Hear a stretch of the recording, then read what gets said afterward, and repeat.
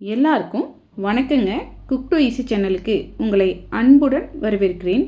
இன்றைக்கி நம்ம பார்க்க போகிற ரெசிபி நிலக்கடலையில் நம்ம லட்டு செய்ய போடுங்க. ரொம்ப ரொம்ப சுலபமாக செஞ்சிடலாம். வாங்க எப்படி செய்யலான்னு பார்க்கலாம். அடுப்பில் ஒரு அகலமான கடாயை எடுத்துக்கோங்க. இதில் 1 கப் அளவுக்கு வேர்க்கடலை எடுத்துருக்கேங்க. இதை சிம்மில் வச்சு நம்ம ஃப்ரை பண்ணி எடுத்துக்க போகிறோம். நீங்கள் வீட்டில் இருக்க எந்த ஒரு கப்புனாலும் அளந்து எடுத்துக்கலாம். கண்டிப்பாக நம்ம இந்த வேர்க்கடலையை வறுக்கும் பொழுதுங்க அடுப்பை சிம்மில் வச்சுட்டு வறுக்கணும். அப்போ தான் நமக்கு கடலை உள்ளே வரைக்கும் நல்லா ஃப்ரை ஆகி கிறிஸ்பியாக கிடைக்கும். வறுத்த வேர்க்கடலையை தனியாக ஆறுறதுக்கு எடுத்து வச்சாச்சுங்க. இப்போ அதே கடாயில் 20லேருந்து 25 பாதாம் பருப்பு போட்டு சிம்மில் வச்சு நல்லா ஃப்ரை பண்ணி எடுத்துக்க போகிறோம். இந்த 2 பருப்புமே நல்லா சிம்மில் உள்ளே வரைக்கும் ஃப்ரை ஆகி கிடைக்கணும். அப்போ தான் நமக்கு லட்டு நல்ல ருசியாக இருக்கும்.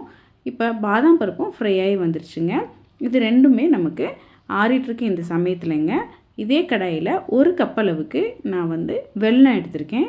1/4 கப் அளவுக்கு தண்ணி சேர்த்துருக்கேங்க.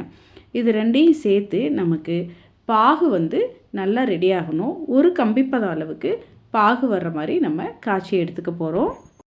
நமக்கு வேர்க்கடலையில் நிறைய சத்து இருக்குங்க. அதே சமயத்தில் வெல்லத்துலேயும் நமக்கு நிறைய சத்து இருக்குது. எந்த விதமான மற்ற பொருட்களும் இல்லாமல் வெறும் வேர்க்கடலையை வச்சு செய்கிறதுனால இந்த லட்டு நல்ல கமகமன்னு வாசனையாக நமக்கு கிடைக்குங்க.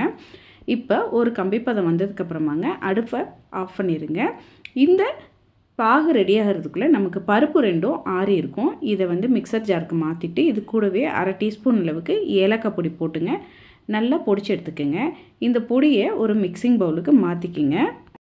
அரைச்செடுத்த பொடியங்க மிக்சிங் பவுலுக்கு மாற்றினதுக்கப்புறமா நம்ம ரெடி பண்ணி வச்சுருக்கக்கூடிய இந்த ஒரு கம்பிப்பதம் உள்ள இந்த பாகை நல்லா சூடாக இருக்கும் பொழுதே வடிகட்டி சேர்த்துக்குங்க. பாகு நம்ம சேர்க்கும் பொழுது மொத்தமாக சேர்த்துடக்கூடாதுங்க.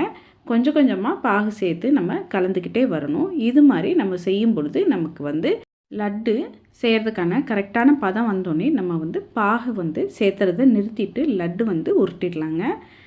நம்ம இதே வேர்க்கடலை லட்டு நட்ஸ் கூட ஆட் பண்ணி செய்கிறது எப்படின்னு நம்ம சேனலில் ஏற்கனவே நம்ம போட்டிருக்கோங்க. உங்களுக்கு தேவைன்னா அந்த வீடியோவையும் நீங்கள் ரெஃபர் பண்ணிக்கிங்க.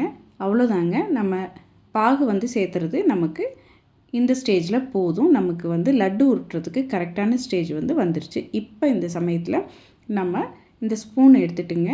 இதில் 1/2 டீஸ்பூன் அளவுக்கு நெய் சேர்த்துட்டுங்க. நெய் இந்த மாவுடைய எல்லா பகுதிகளுக்கும் வர்ற மாதிரி நல்லா கையில் மிக்ஸ் பண்ணிக்கோங்க. மிக்ஸ் பண்ணிவிட்டு நமக்கு தேவையான அளவு இந்த மாவு எடுத்து லட்டு உருட்டிட வேண்டியதான். ரொம்ப ரொம்ப சுலபமாக செஞ்சிடலாம். சட்டுன்னு குழந்தைங்க கேட்ட உடனே ஒரு 15-20 நிமிஷத்தில் செஞ்சு கொடுக்கக்கூடிய ஒரு ஹெல்த்தியான லட்டு ரெசிபிங்க. நம்ம ஃப்ரெண்ட்ஸோட வெளியே எங்கேயாவது போகிறோம் அப்படின்னு சொன்னோம்னா உடனே செஞ்சு எடுத்துகிட்டு போய்க்கலாம். பிக்னிக்கு இல்லாட்டி குழந்தைங்களுக்கு பாக்ஸுக்கு வச்சு கொடுத்துட்றதுக்கு அருமையான சுலபமாக செய்யக்கூடிய ஒரு லட்டு ரெசிபிங்க. அவ்வளோதாங்க. ரொம்பவுமே குறைவான பொருட்களை வச்சு அருமையான ஒரு லட்டு ரெசிபி பார்த்தோம். நீங்களும் இதே அளவுகளோட வீட்டில் இந்த வேர்க்கடலை லட்டு ரெசிபியை செஞ்சு பாருங்கள், சுவைத்து பாருங்கள். கண்டிப்பாக உங்களுக்கு பிடிக்குங்க. உங்களுக்கு இந்த சிம்பிளான வேர்க்கடலை லட்டு ரெசிபி பிடித்திருந்தால் குக் டு ஈஸி சேனலை லைக் பண்ணுங்கள், ஷேர் பண்ணுங்கள், கமெண்ட் பண்ணுங்கள். மறக்காமல் நம்ம குக் டு ஈஸி சேனலை சப்ஸ்கிரைப் பண்ணிக்கோங்க. வணக்கங்க.